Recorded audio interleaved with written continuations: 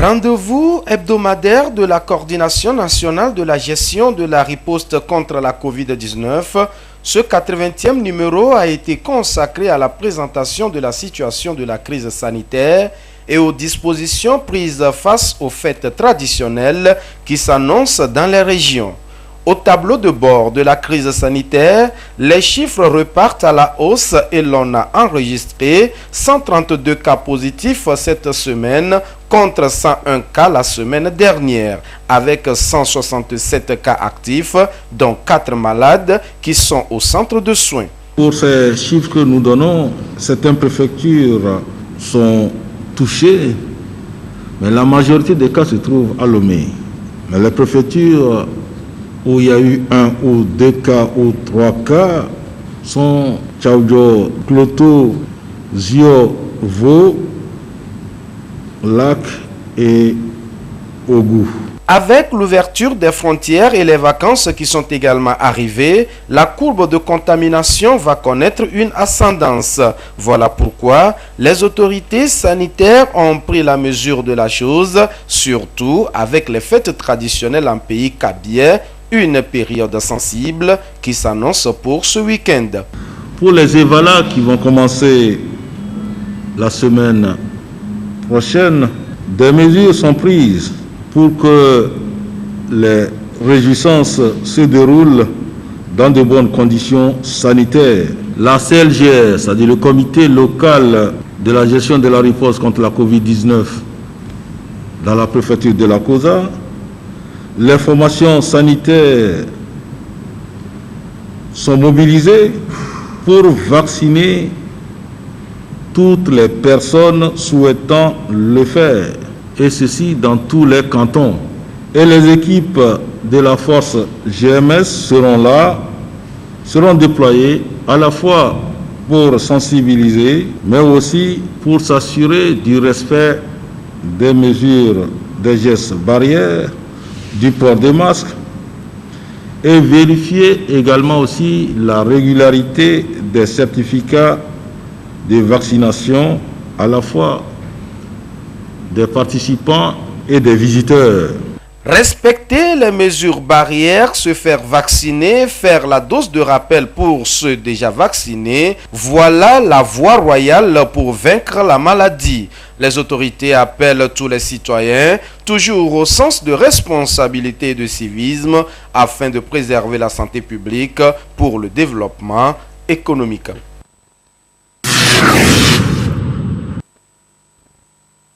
Les préparatifs de la fête de la Tabaski édition 2022 vont bon train. Certains fidèles d'Allah s'activent déjà pour rendre belle l'événement. En témoigne cette ambiance sur le site de vente de bétail créé pour la circonstance. Ces fidèles ont pris d'assaut ce marché occasionnel d'Adétikopé pour acheter le bétail. On y trouve des bœufs et des moutons. À en croire ses clients, les prix sont élevés par rapport à l'année passée. Cette année, sans vous mentir, ça n'a pas été facile. Le bœuf que j'ai pu payer l'année passée à 250, aujourd'hui je me retrouve à 300. Le prix de cette année a été très exorbitant. Les moutons sont très très chers, 500 000, 600 000, à 200 000, et petit là 180. Je ne sais pas comment je vais faire. Le contexte que vous connaissez explique un peu tout ça. Malheureusement que les poches n'ont pas suivi cela, donc c'est toute l'équation à régler, voilà. Mais il faut le faire. Cette année, le marché était un peu lent, on ne sait pas il y a quoi, mais Dieu merci, on est toujours là. Et le bœuf là, on veut 2 500 000, mais si présentement quelqu'un est venu, on peut le liquider ça à 500. Le marché dont on fait ni Niger, il y a 125 000, 105 000.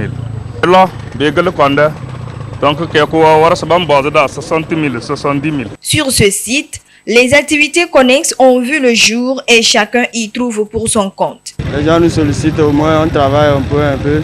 Au moins si tu n'as pas fait au moins 5 voyages par jour et ça va un peu. Ça va, on rend grâce quand même. Si matin là, il n'y a pas de marché là, les zones là, si la zone là, c'est pas bien. Si matin là, il n'y a pas marché beaucoup, ça c'est le soir. Oui, c'est pas bien. Du côté des initiateurs, Plusieurs dispositions ont été prises pour assurer la bonne marche des activités, surtout la sécurité. D'abord, les premiers jours, nous avons préparé le terrain avec les stands. Et maintenant, les gens ont acheté les stands, ils ont les bêtes là-dessus. Côté sécurité, nous pensons que, Inch'Allah, ça va. Avec l'aide du gouvernement, avec l'aide des administrateurs, puisqu'il y a la gendarmerie qui est stable ici, et encore, voilà, les policiers se sont renforcés encore. Ils ont des badges. La nuit, que la sécurité puisse les identifier.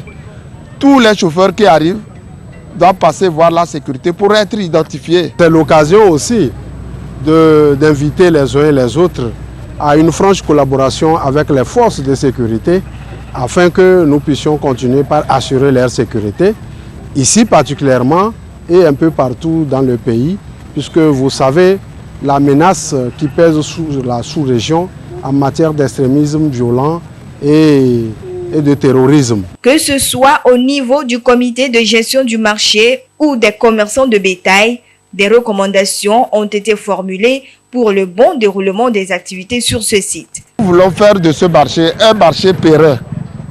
Si nous voulons un marché pérenne, il faut construire des hangars. L'État, s'il pouvait mettre les moyens pour avoir au moins 2 ou 3 hangars. Nous voulons que d'ici l'année prochaine, que la labour, les choses, que ça soit bien correct. Vraiment, on demande pardon à nos autorités qui n'ont qu'à revoir dans le secteur de ce commerce et l'élevage. Ce marché occasionnel de vente de bétail se poursuit jusqu'au jour de la célébration de la fête de la Tabaski. Ce sont les responsables de la commission technique de gestion et de suivi de l'aide de l'État à la presse face aux représentants des organes et organisations professionnelles de la presse. Une rencontre d'échange et de partage tenue au siège de la Haute Autorité de l'Audiovisuel et de la Communication HAC et qui a porté sur l'aide de l'État à la presse pour le compte de l'année 2021. Depuis le mois de juin, nous avons lancé le processus d'étude, de sélection et d'étude des dossiers éligibles à l'aide de l'État pour l'exercice 2021. Et donc, à la suite des dossiers que nous avons reçus, nous avons travaillé à vérifier l'ensemble du respect des critères et c'est à l'issue de cela que nous avons arrêté certaines modalités de répartition. C'est ça que nous avons voulu partager avec les bénéficiaires éventuels de cette aide-là. Il s'agit d'un fonds de soutien annuel de l'État aux médias privés, audiovisuels, presse écrite et en ligne. Plusieurs conditions sont à remplir pour accéder à cette aide de l'État à la presse.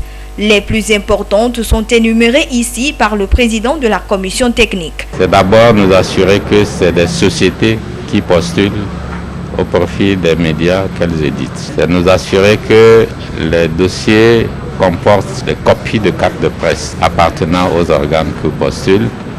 Nous assurer que les sociétés assurent leurs agents au niveau de la caisse de sécurité sociale parce que c'est une protection indispensable.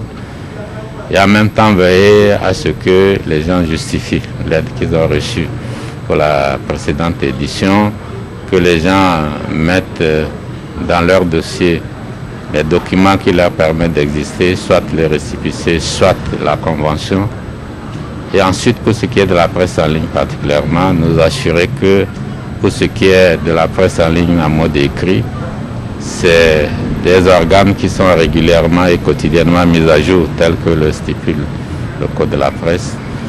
Et ensuite, pour ce qui est de la presse en ligne audiovisuelle, nous assurer que la diffusion est en continu. Nous avons tenu cette fois-ci à mettre aussi en évidence le respect des dispositions relatives à la gestion des fréquences avec les quitus de l'ARCEP, que ce soit la presse écrite sur support papier ou la presse audiovisuelle. Nous avons défini les tranches à travers lesquelles la subvention est accordée et les montants ont été définis par rapport à cela. Pour l'exercice 2021, 150 millions de francs CFA ont été octroyés par l'État comme l'année dernière. Ils seront répartis entre 152 médias bénéficiaires en fonction des critères élaborés. Les temps de pluie représentent l'une des périodes où les accidents de la route sont récurrents. Car en temps de pluie, les conducteurs ou usagers de la route sont beaucoup plus exposés à différents dangers de circulation car la visibilité devient réduite et déformée, rendant invisibles certains obstacles. Et la route glissante occasionne aussi dans nombre de cas des situations très désagréables. Aucun conducteur n'est content quand il commence à pleuvoir.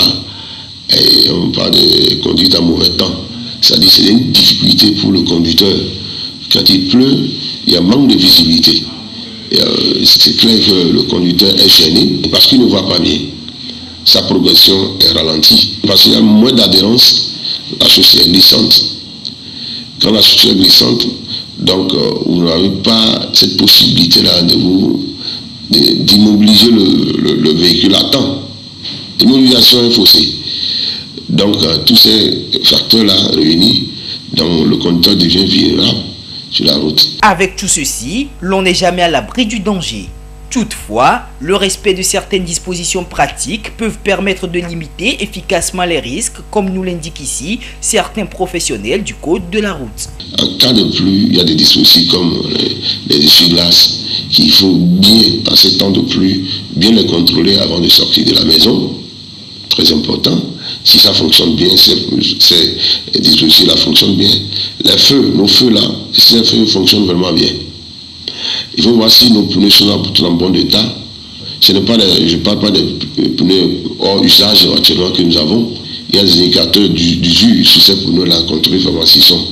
Si les gommes qui sont sur la bande de roulement sont en bon état. Pour les motos aussi, c'est privilégié de faire usage des feux de derrière parce qu'on a tendance à freiner, à prendre le frein de devant. C'est très risquant parce que c'est deux roues, vous risquez de vous retrouver par terre et glisser et tomber. Donc, il arrive des fois que vous sentez vraiment que quelqu'un vous poursuit, veut vous dépasser. La prudence est que vous le laissez vous dépasser calmement. En temps de pluie, quand il pleut. Et aussi, ce qui est important, c'est de savoir si vous êtes capable, que vos yeux vous permettent quand même d'aller facilement. Prenez la route, si c'est le cas contraire, garez et attendez à la fin de la pluie pour prendre la route. C'est plus prudent aussi. Une prise en compte de tous ces conseils permettra de limiter le nombre de cas d'accidents en temps de pluie et d'intempéries.